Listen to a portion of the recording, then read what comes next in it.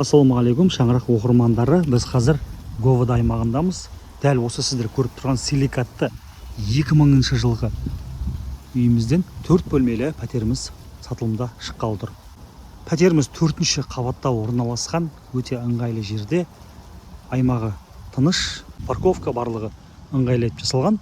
Енді пәтердің ішкі барысымен танысайық. Кіреберіс, яғни подъезд тап-таза, әдемі.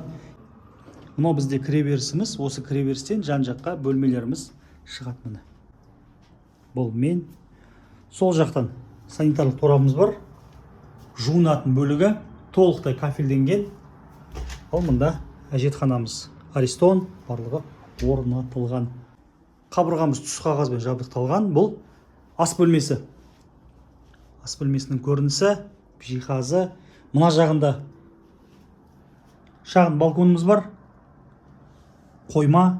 Кірген бойда тураңызда сізді жатын бөлме дәл осылай түс қағазбен дәл осылай қарсы алады. Терезе бар. Аула бетке қарайды. Қонақ бөлмесі, кондиционер барлығы орнатылған. Қонақ бөлмесінің төр жағында дәл осындай тағы бір, орысша айтқанда кладовка дейміз. Қойма бөлмесі, және екі жағына қарай екі жатын бөлме тарайды.